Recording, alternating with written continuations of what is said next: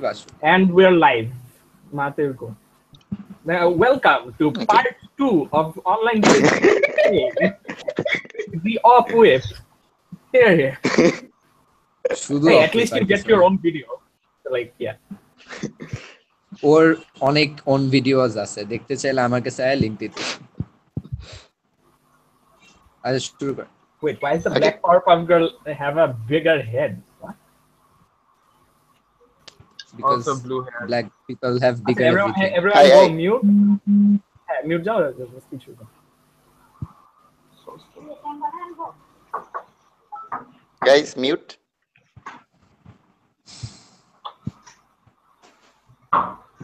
Okay, starting. In 3, The second 2, video. 1. Oh, fuck. হইছে? Stop the intro.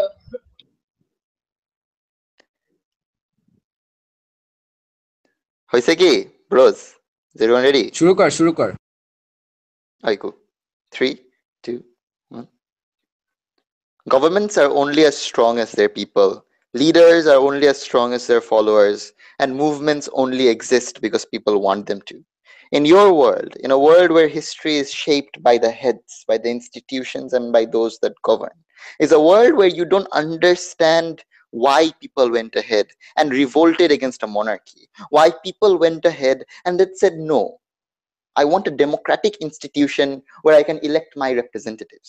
We tell you in a world where Rohingyas don't have a voice of their own is exactly why you give the Nobel Peace Prize to Aung San Suu Kyi and say your hand is finished, that your job is done.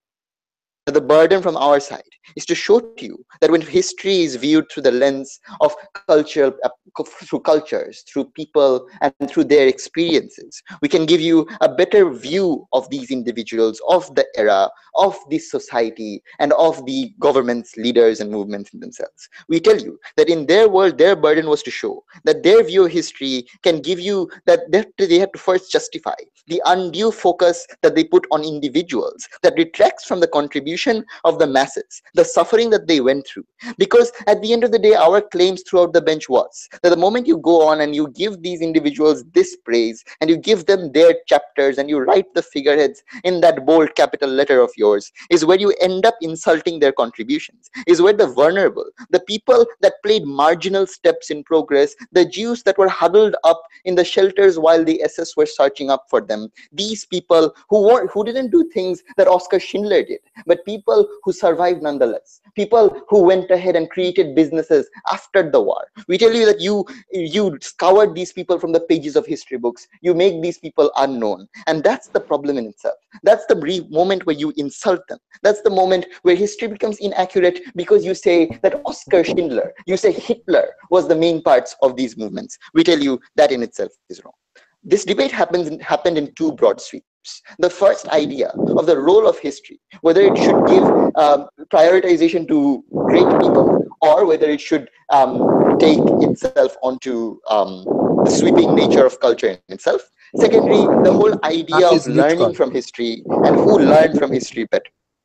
So, on the first idea of the role of history, their whole claim was that great people deserve to get their names told, that you can understand their thoughts and the meaning of their actions. Understand the problem with this in itself is that our claim throughout the bench was that we'd rather understand the need for these leaders to rise up. We'd rather understand why Martin Luther King had to go on and take a speech, why he had to go on and fight for the black people. We'd rather understand why black people in themselves denied Jim Crow laws, denied these racial discriminations that were in present to their system, and rose up and elected to go on and follow and march under the name of Martin Luther King. We tell you, when that happens, you allow people to learn from the signs that were present in itself. Where someone, where living in white America as a black man, when I read that history book, I can understand that the signs of those same microaggressions, of that same problems are inherent in my society as well. The signs of white privilege, of where they think that their culture is more superior, where they think that they automatically deserve that job, where they elect Donald Trump, is the world where I can identify problems better, is a world where these great people did jack shit for me, where I don't understand or learn anything from Martin Luther King. Rather, I understand from the normal everyday black people that marched with him. We tell you that the secondary claim was that, look, history gets boring the moment you allow people, like the moment you allow ordinary people to get into the pages in themselves. Understand that no. The moment where we show cultural shifts, we show why peasants in the 16th century agreed to be pawns under barons and kings and monarchs, and why they rose up to instate a democratic system in itself, is much more interesting than Queen Victoria's family lineage or learning about the War of Roses in itself. We tell you that even then, their whole idea of wow factor and why that's necessary does not stand.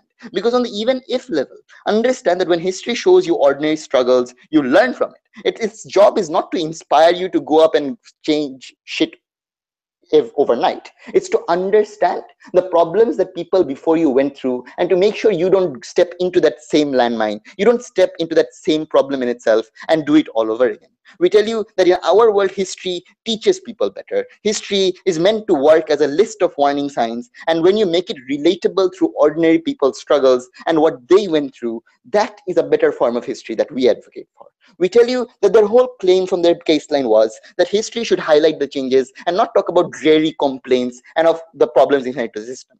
Understand that history has to show the complete picture. It is a moral obligation to. These academics do.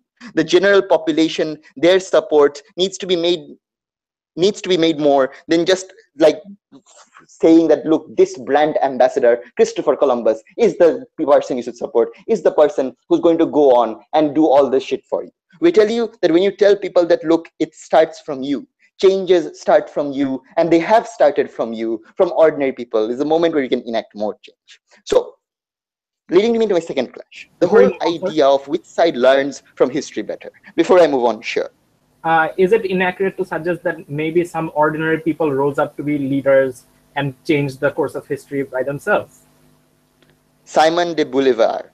Then let's talk about Queen Victoria, Christopher Columbus. These were all people from privilege in themselves. We tell you that we're talking about people who did nothing of note, who did nothing that would make you say that, oh, that guy did something of substance. We're talking about people who lived ordinary lives and thought ordinary thoughts. We rather have these people on history books and show why, as a society, as a culture, they believed in the things they believed. They believed in the flawed ideals they did, or the actually right ideals they did. We talk about these peoples rather than your privileged few that end up being trendsetters, that end up being trailblazers. This characterization is false in itself. On the idea of learning from history, understand the nature of problems now is that we don't need leaders right now. We don't need to make people aware of wars and make sure that people don't go into wars. We believe as a society, we have shifted from that. And that is why history in itself is shifting too. We need people to be aware of microaggressions against minorities that are holdovers from past centuries, where the majority of white folk thought that they were inherently superior than the Negro caste. Or in the case of India, they were better than the caste, the untouchables of the caste system. We tell you that these microaggressions, the white privilege, white amnesia, neo-colonization can be better shown under our world, where history allows you to show that, look, it harmed a lot of people culturally, and it's not just an issue based on institutions or people in themselves. We tell you, if that's the nature of problems right now, you need to make sure that history highlights cultural issues and frames them better. Understand their whole example of Gandhi and how their claim that history doesn't occur in a vacuum, and they'll still speak about like the smaller things in themselves. Understand that Gandhi does not have a principal monopoly over all that change. Gandhi was a pedophile. He was a firm believer in the caste system and how some people are meant to be untouchable. We tell you that in your world, these people become untouchable in criticism. These people become untouchable in everything themselves, because now the ordinary people that attended Gandhi's marches, the people that were fed up over British rule and went ahead and made sure that in their communities, in their households, they rallied a resistance against the British oppressors. These people are always undervalued. These people in your world, the catalysts for change are these privileged few. In our world, we show that the catalysts of change are ordinary people. What's the conclusion of this? We tell you that if you want relatability, we give you that. If you want to create a better roadmap of change, we give you that. If you want a better history in itself, we give you that. Side opposition clearly wins. 8 minutes, 20 seconds. Awesome. ঠিক আছে, শেষ তাই না? So everyone leave this call আর পরে যখন বলবো join করো.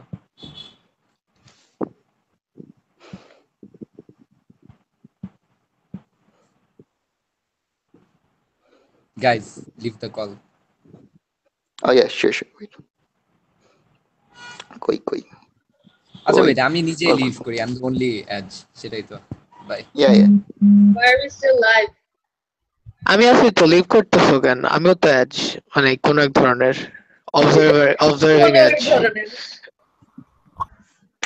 Oh. আমি শুনছি কিছুটা, Also, why are we still live? because Gandhi was a pedo and it should be like told to the public audience. Yes. He was a pedophile. That's the sole reason why we should win. Gandhi Gandhi was a pedophile and it was his identity. We do not assume that being a pedo leads a person to being a bad person. A pedo person can be very nice and treat his pedo lolly with lollies. হ্যাঁ debate কি শেষ না? হ্যাঁ Hello. Stop the live broadcast. Now he's just trying to defend